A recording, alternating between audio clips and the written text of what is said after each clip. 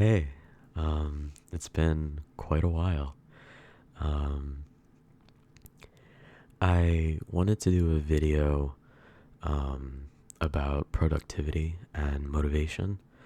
Um, if you've been around for a little while and you've seen some of the other like advice type videos, um, you'll know that this is not a role play.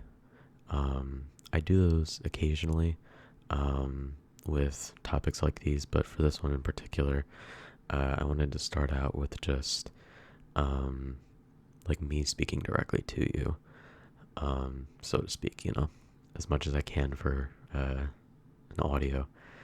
Um, but I have a list of things that I'm going to be talking about. They're not, the things on these lists aren't necessarily like scripted, so this is not a scripted audio, but I do have just a list to keep me on track, um, just so I don't, you know, forget to say anything important. Just some housekeeping things. I am recording in a new location. um, I guess new to you guys, not new to me. I've been here for a number of months now, but I am recording in a new location. Um, so if there's extra sounds, uh, please give me some grace. I'm doing my best. Um, I guess another point is you'll notice that the thumbnail of the video is now appearing as an image throughout the video, instead of having just the black screen. Maybe leave a comment. Let me know if you like that better or not. I thought it might be nice instead of just having the black screen, and also for just reminding you what video you're watching. I guess I don't know. Um, and as with anything, with these types of audios, um, anything with advice, take what sticks and leave what doesn't. So if any of this resonates with you, then you can take that, use that how you see fit. And if something I say, you're like, not so sure about that, then leave it. You don't have to take everything. This is just advice from my own experience and from what I've been told from friends and family and what I've seen online, all that kind of thing. Um, Finally, I'm no expert. Like I just said, this is based off of experience and what I found works and what my friends have found works and things like that. Um, so this is not rooted in science and case studies and experiments and all that kind of stuff. This is just, you know, based off of me and my own personal data. All right, so without further ado, let's get started. So, first thing, I just wanted to say this is something that came up recently in therapy for me. Um, you can just be. You don't have to be doing something in order to have worth. You can just be. And this is something I'm really, really struggling with. My whole life I felt like I had to be productive, in a sense that I had to be doing something, which the something could be, anything. It could be homework, it could be chores, it could be work, it could be talking with friends, being social, whatever it is. But regardless, I had to work on something that was outside of myself. I wasn't allowed to just exist. So I'm telling you, you can just exist. You don't have to work towards external. I can't speak. It's been a while. You don't have to work towards external goals in order to have worth or have value. That being said, this audio is about productivity. So if you have decided that you want to work towards that, then I guess here's my points of advice. So feelings of motivation will come and go. Sometimes you'll get a spurt of energy and want to do everything possible because you don't know how long that energy is going to last. And then sometimes the very thought of getting out of bed or brushing your teeth or getting a shower or taking care of yourself will send you into a depressive spiral. So I guess just based off of that, there we go. Motivation is not a steady thing most of the time. And I understand wanting to capitalize on, or maybe that's not the right word, but take advantage of the energy that you have when you do have it, which is great, but don't burn yourself out. It's easy to get that burst of energy especially if you haven't had it in a while, and want to do everything possible with it. But this kind of leads me to my next point is give yourself the space to rest. One thing that I've learned, and I'm still working on, is if you're thinking about how much time you're wasting and about how many things you need to do while you're, in quotes, resting, then you're not really resting. What this means is essentially like, if you're, I guess just laying down on your phone or something, or whatever you want to do, to rest, in quotes, then if that whole time you're criticizing yourself for wasting time and your mind is someplace else other than just allowing yourself to exist and giving yourself that grace, then it's not truly rest. And this is why you may feel constantly drained and wonder where your energy is going. If you say, oh, well, I am giving myself breaks, I am giving myself time to rest. But if your mind is someplace else that whole time and you're not fully,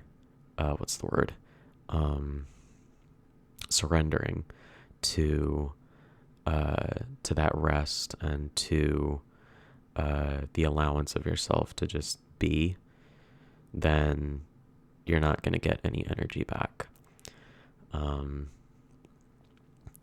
So something that's important to note is I'm purposefully saying rest and not like be lazy. So what's the difference? Because I at least believe there's a difference. And how I qualify that is laziness is more having energy to do things and choosing not to expend energy for a variety of reasons. And resting is recharging when you're low on energy from either social interactions, work, school, chores, whatever it may be. So a lot of people confuse resting and being lazy. They think that they're the same, so that when they're resting, they are being lazy. But I don't think, at least most of the time, that's the case. Because I think when you rest, then that means that you are low on energy and you need time to recharge. But being lazy is you have the energy and you're choosing not to do anything with it. So I think you can be lazy at times. I don't think you have to constantly be either resting or producing, because that just kind of gets into a very like machine-like kind of cycle, I guess. Just that, like, if you're not working, then you should be recharging so you can work more. I don't like that idea, and that's kind of the downside of this approach, I guess. So I am saying that I think you can be lazy at times, but I think just don't confuse the two, because I think that's where a lot of shame and guilt comes from, is saying like, oh, I'm being lazy, and the stigma that comes with that, when it's like, no, you're resting, and you can give yourself permission to rest. So in terms of productivity itself, let's talk about some approaches. So I have a couple of different ways, depending on how your mind works. You can take, as I said before, take what sticks and leave what doesn't. The first approach is what I personally use. It's the break it down approach. So the way this works is essentially you list everything you need to do in a day, um, whether that be like your chores or homework or hygiene or whatever, as major headings. So this works best in some kind of like list format, like a physical list. It could be on your phone, but however you want to do it. Excuse me. And once you have those major chores listed as those major headings, then you can break each chore into a list of smaller tasks where each one you can complete in under 2 minutes. So how would this like actually work? So I'm going to give you an example. So as a major heading, say it's do my laundry. Say that's my stomach. Sorry about that. So say the major heading is do my laundry, or just laundry, however you want to word it. So you would break that down into all the steps necessary in order to do your laundry and things that can be done in under 2 minutes. So for the first one, I've broken it down just as an example. Gather up your dirty clothes in a basket or pile. Next, bring the pile to the washer. Then load the washer. Then put the detergent in the washer. Then set the washer to the right settings. Then start the washer. Then set a timer to come back when the washer's done. Then move the washed clothes into the dryer. Then set the dryer to the right settings. Then start the dryer. Then set a timer to come back to the dryer once it's done. Then take clothes out of the dryer. Then fold clothes, or fold like shirts, fold pants, fold whatever, blah, blah, blah. And then put clothes away. So I didn't fully break down, excuse me, there's a hair in my mouth. I didn't fully break down the last two, but you get the point. So why does this help? It turns a larger, more overwhelming task into smaller, more manageable chunks. So instead of saying like, oh, I have to do my laundry and that's such a huge task and I can't even think about doing it, then if you just start with, I'm going to gather up my dirty clothes in a basket or a pile, it makes it more manageable. So it's like, okay, I can do that fairly quickly. So I don't have to spend all of this energy thinking about how big of a task I have ahead of me. And instead you can just focus on like a little task. And that's one of the benefits. It gives you the option to start a few of these smaller tasks, do a few of them, and then take a break instead of feeling as though you have to do it all at once, because that's something I'm guilty of. I feel like once I start something, I have to see it all the way through to the end. But this gives you the option to stop in the middle, where you can do a couple of them, and then if you decide, hey, I need a break, then you can take that break. One of the drawbacks is you may get overwhelmed by the number of items that are on the list, because I listed a lot of things, so it may feel like you have like an insurmountable number of tasks before you, and sometimes just that visual view is daunting for some people. So that leads me to my second major approach. This is, I guess, if you want to label these, the first one was breaking it down. This is condensing, approach number 2. So instead of breaking it down, do the opposite. So if you have a habit of feeling like you have a million things to do and no time to do them, group them into bigger tasks. So, for example, say in your mind you are going through this process of something like, okay, I need to gather my clothes and put them in the washer and start the washer and then wait for the washer to be done, then move the stuff over, then wait for the dryer to be done, then fold the clothes, then put the clothes away, and blah, blah, blah, blah, blah. So if you have a habit of thinking more in that way, then you can turn this into wash clothes, dry clothes, fold clothes, put clothes away, or even just do my laundry. And do this for all of the different tasks that you have throughout the day. the way that this helps is that if you constantly feel like you have way too many things to do, and you have a habit of thinking like how I just mentioned, of like I need to gather my clothes and put them in the washer, all that kind of thing.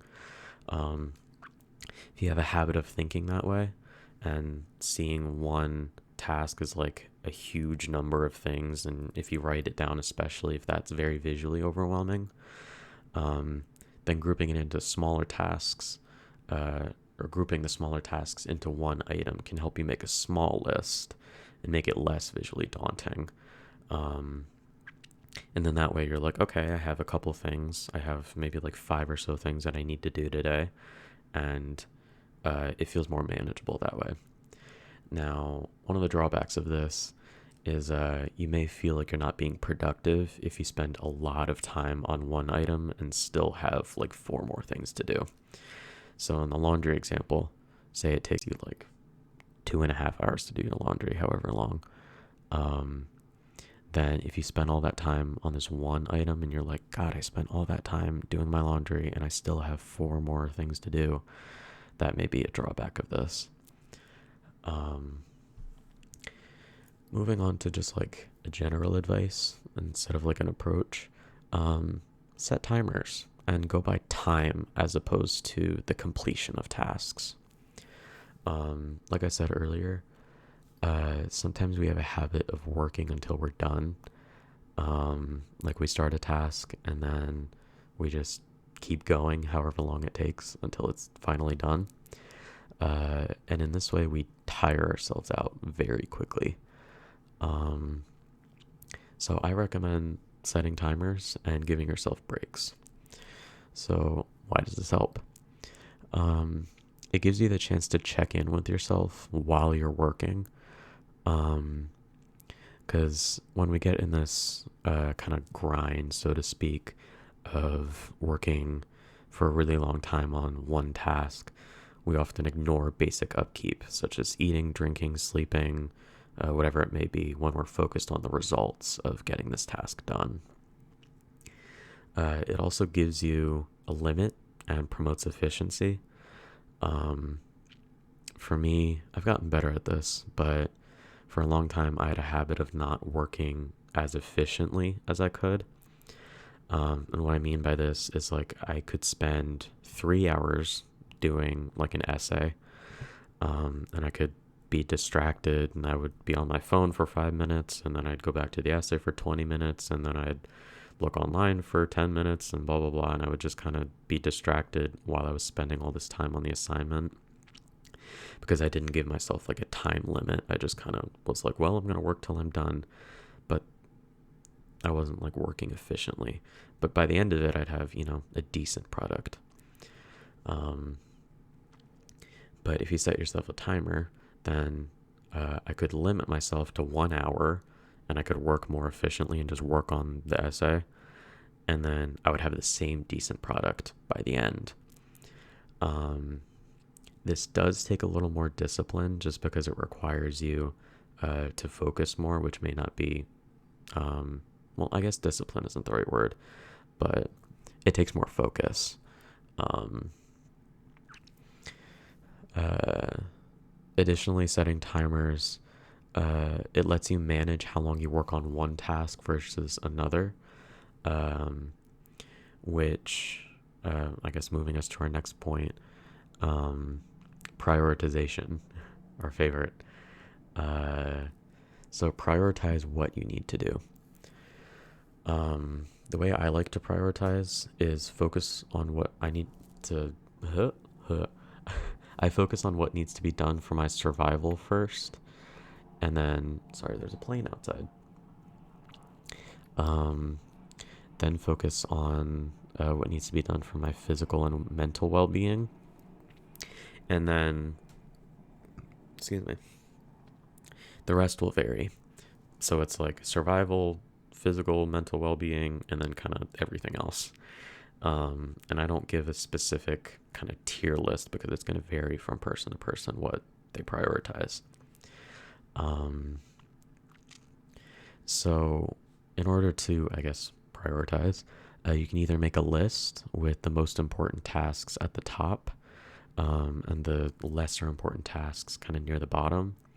Or you can use a model of three different categories: the essential, like this needs to get done. Um, the second category is would be nice to get done. And the third is this can wait. And you just group all of your tasks into one of those three categories. So why does this help? So it gives you the chance to get what's stressing you out the most out of the way, and done, first. So if you see visually what's like the most pressing, then you can prioritize that, get that out of the way, and then the other tasks won't seem as difficult or as stressful. It also helps you figure out what's most important to you, so you can expend your limited energy wisely and not feel guilty if something in the last category, the this can wait category, doesn't get done on a particular day. So if you get what is important to you done first, then you can feel good about that, and you can use your limited energy on something that needs to get done. And if by the end of like finishing your essential category, then if you didn't get everything into the second or third category, the this would be nice to get done or the this can wait category, then you don't have to feel guilty about it because you know that it wasn't as important as the other things. So yeah. Next one, set a schedule. I am bad at this.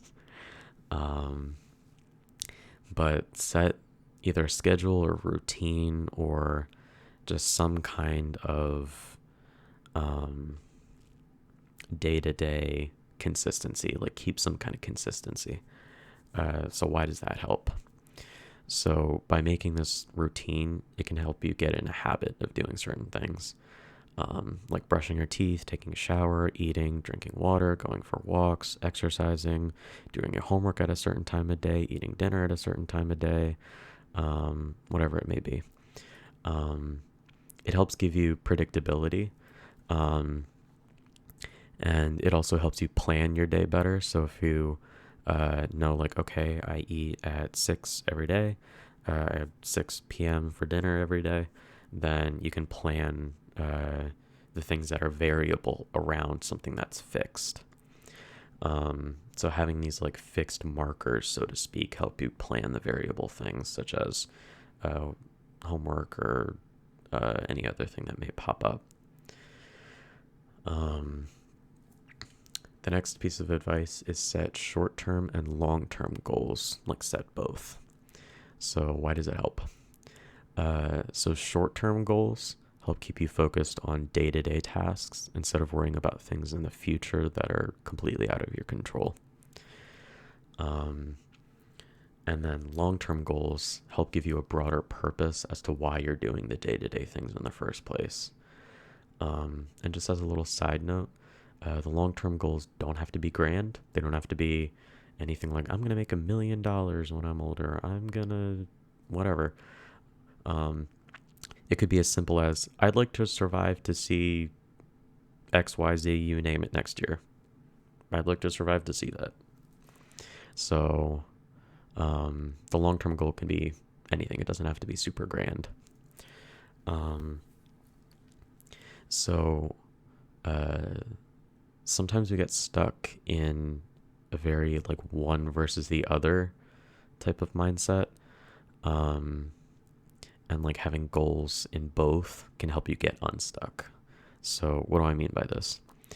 So say, for example, you feel like your life is monotonous and you feel like you're doing the same things day in, day out, and you don't have any change in your life. You just feel like, I get up, I go to work, I come home, I do my chores, and then I go to sleep. And just say you feel like you do that every day.